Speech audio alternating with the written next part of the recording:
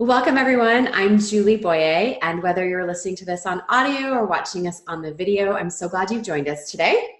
My very special guest is Brooke Hohenadel, and she is a sleep specialist. And I had the pleasure of meeting Brooke in person, actually, at the Mompreneur Conference last year. And I love this organization that brings moms together from all over, well, not only Canada, the US, I think women were there for many different countries, but I really love the way that it promotes connection and creating relationships with other entrepreneurs that are moms as well. So welcome, Brooke. I'm so glad you're here. Thank you for having me. I'm excited to hear more about what it is that you do and how did you become a sleep specialist? Yeah, well, thanks for asking. So I've always loved sleep. I joke about it now, but honestly, I've never really pulled an all-nighter.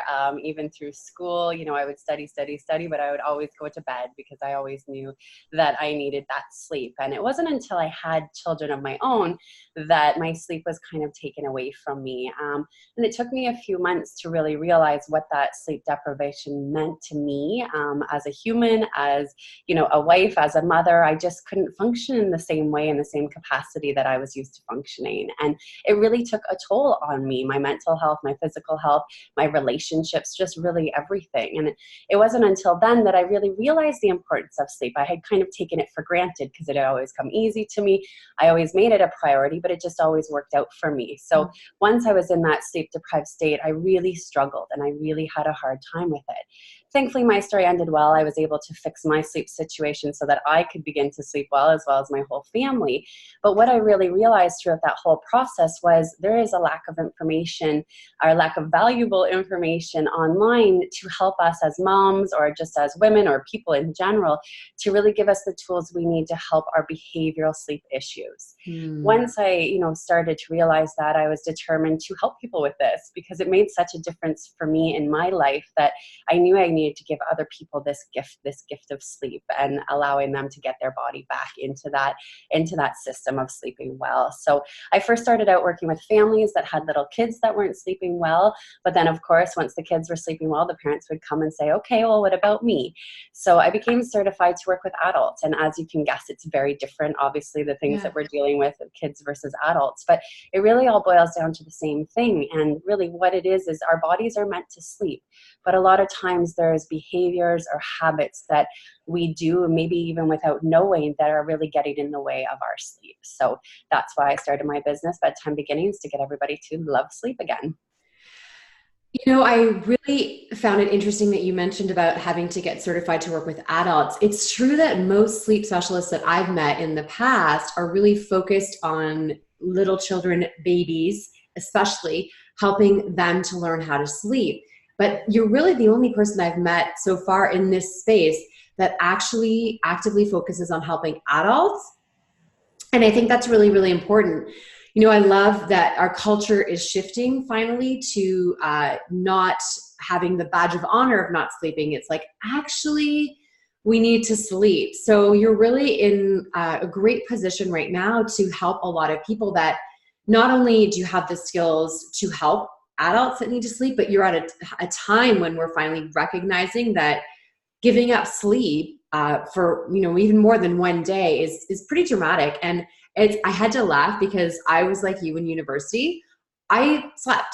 I never pulled an all-nighter. I would study hard. But I don't know, are you like, I'm a morning person. Like I will do my best work in the morning. So if I didn't sleep, I'm like, I'd lose my best work time. Would you say that's the same for you? I'm the same, yeah. And one thing that I really realized over the years of working with adults is we're not all the same though, right? So when you think about us, our society kind of is built for people like you and I, where we have to get up, we get to work at, 7, 8 o'clock in the morning, and we work all day, we come home, we do the rest of our evening, we go to bed at a decent time and start again.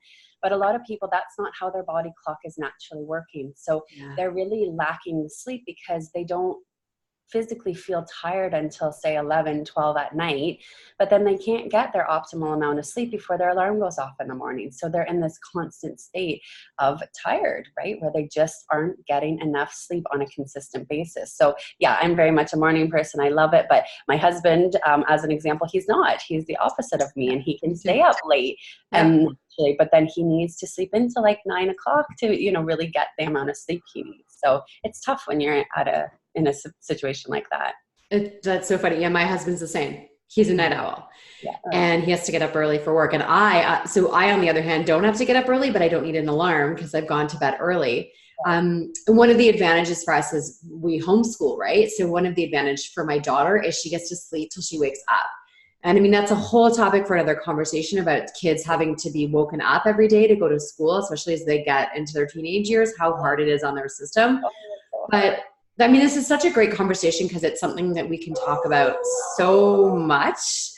Um, so, I mean, there's so much we could talk about for sleep, but I'm curious for you, what is it the most common complaint or challenge that you're getting from your clients or potential clients? Yeah, so I work with a lot of people that suffer from insomnia or lack of ability to fall asleep, right? Which kind of falls under the same umbrella term. Non-medical. So, people that have sleep apnea, restless leg syndrome, things like that, they often need the assistance of a doctor as well. But really, a lot of times, even with that, they still have behavioral sleep issues where they're having trouble falling asleep and sleeping through the night. So that's the biggest complaint. I'm sure even just like in a co-working situation, that's the biggest complaint that we hear from everybody, right? Is just that either they're not getting enough sleep, they're having a hard time falling asleep, or they just can't sleep through the night they wake up. So those are the biggest things that I deal with on a consistent basis with my clients. And that sounds like a lot of different issues too, because I guess you would have to address each one in a bit of a different way, would you say? Like falling asleep is different than having insomnia. Like what is really the difference there? Like how do you classify them differently? Is there a difference between just being able to not fall asleep and then what really insomnia is? Yeah, really, there's quite a few factors that actually equate to having insomnia. So a lot of the people that I work with, they don't truly have insomnia because really you need to be getting a very little amount of sleep. It needs to take you longer than I think half an hour to fall asleep. You need to have 5 or more wakings. You need to have less than I think 5% of deep like REM sleep at night. So a lot of people really aren't truly suffering from insomnia, but that's the term we give it, right? Okay. We know and we relate to. So yeah, it's really different. So what I always start with my, the people I work with is a questionnaire because I need to know really what is the root cause of these things. So a lot of times, it boils down to too much stimulation, too much stress. A lot of people are taking sleeping pills, which, is a whole other conversation on its own. Mindset around sleep, people just kind of go around saying, I am a bad sleeper. And, not surprising, but what we tell ourselves is what we are. So, when they have that mindset around sleep, then they really do become kind of or continue to be bad sleepers. Sometimes it's lack of good schedule, right? If you're going to bed at 9 p.m. some nights and 12 p.m. some nights, it really your body has a hard time kind of syncing with that. Some people do have a circadian rhythm deficiency or disorder, where, they really are off, which can be adjusted with light therapy and things like that. But that's more rare, I would say. And then people just lack routine, right? They don't do the same things to prepare for bed every night, which can really hinder our ability to fall asleep. You just gave us so much amazing stuff, actually. I really picked up on what you said about mindset. That's so interesting. That's something I hadn't really thought about is like, of course, I mean, we know mindset I think about it in all other areas of my life, but I hadn't thought about it around sleep. But if you're telling yourself, I don't sleep well, I'm a bad sleeper, I can't get to sleep, it becomes a self-fulfilling prophecy. Right. So that's really interesting that you brought that up. I'm glad you mentioned it. And you said something about needing, did I hear you right about needing 5 or more sleep or wake aids? What does that exactly mean? No, sleep cycles, I think I was talking about. Sleep cycles, okay. But what's like a wake aid would mean like you can't get up when your alarm goes off kind of thing? Sorry, I misunderstood the question. Oh, I thought you said something about having difficulty like with waking up and you needed like more than like, I guess someone, if they're constantly snoozing their alarm, that means they're not getting the right amount of sleep. Right. Ideally, we just wake up and you're ready to wake up, right? Like if you're waking up in the wrong part of your sleep cycle, that gives you that sleep inertia, that groggy feeling where you just don't want to be awake, of course. And a lot of times that happens with our alarm clocks because it's hard to obviously sync with our sleep cycle. Yeah. So if you're not getting the right amount of hours in a night, or if you're waking up at the wrong part of your sleep cycle, it could even just be half an hour before you're ready to wake. Right. And you do often wake up with that feeling. So yeah. Correct me if I'm wrong, is it about 90 minutes for a sleep cycle? Or Yeah, does 90 to 110 on average. Yeah. Okay, so there's definitely some variability depending on the person. Yeah, but that brings us into like an interesting topic, if you don't mind me talking about naps for a sec, because I love the idea of napping. Obviously, not everybody can do that, but it's a really good point, because when we talk about sleep cycles, really we want to either have a full nap where you get a full sleep cycle of 90 to 110 minutes, or you just have that power nap. And, we hear that like growing up with, I don't know, grandpas and that, you just hear about the power nap, right? They just have power naps and stuff like that. But there's a legitimate reason behind that. So I always suggest either a 30 or a 90-minute nap, because anything in between, you get into those deeper stages of sleep. And then really you wake up not feeling any better. You wake up often feeling worse than you did even before you fell asleep. So yeah, it's important to note that if you're going to nap, either 30 or 90 minutes, and kind of nothing in between. So important. That is actually, it is really powerful. And my husband is a napper. He loves to nap. Good. So he'll set an alarm because he knows it's the same thing. If you wake up at the wrong part of your sleep cycle after your nap, you are a mess. It's like it feels being jet lagged, actually. It does. So this is a great conversation. We could talk for an hour, but the reason we connected is I'm putting together this whole concept of self-love, and really learning to understand what self-love looks like. And I'm doing it first and foremost for me, because since I moved to British Columbia from Ontario, and then I moved again 10 months later. I went from mainland Vancouver to Vancouver Island, and I've been struggling. I've been struggling with weight. I've been struggling with the way that I run my business. I've been struggling with sleep. My daughter struggled with sleep for quite a bit of a time, and there's definitely still times when I struggle with sleep as well. Although I'm better. I have a sleep routine, like you said, and my goal is to go to bed within the same half-hour period, no matter what day of the week it is, because I've learned so much about healthy sleep, and I just think it's so, so important. But when I talk about self-love and sleep, what does that mean for you? What does that look like? One of my favorite recommendations, and really I find that a lot of women really take to this, and is what we call the power down hour. So I'll give you a little background as to why we even get to that point. But really, we are so overstimulated, right? There's so many demands of us, not just as women, as humans. There's so much stimulation, right? A lot of people will work all day, whether it's in front of a computer or not.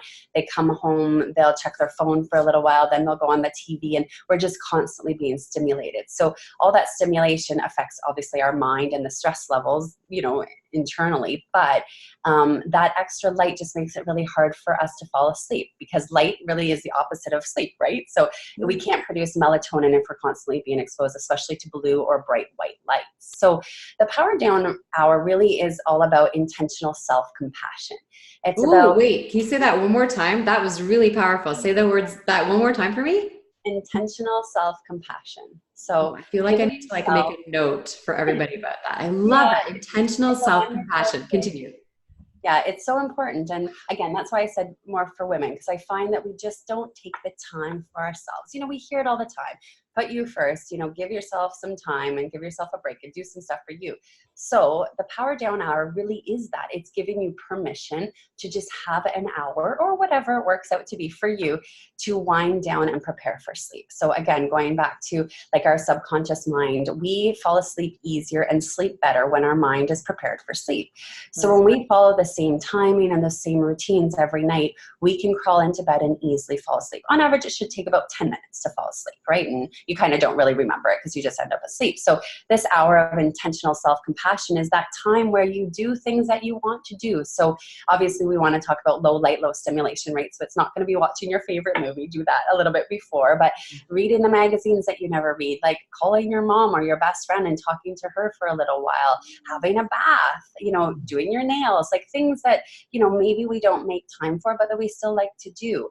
Reading is obviously a good one. I usually say with reading, don't read anything too intense, right? You don't want to be getting yourself all excited. You want to be, kind of be mellowing down, but just spending that time and really giving it to yourself and to your mind and body in preparation for sleep and sticking to that for a little while, you'll start to see that you sleep better.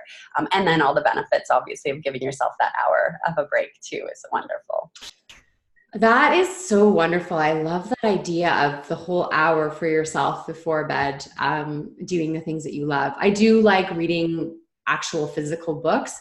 I kind of go back and forth with ebooks, but I still like, there is a pile beside my bed of like, I think it's like 15 books right now.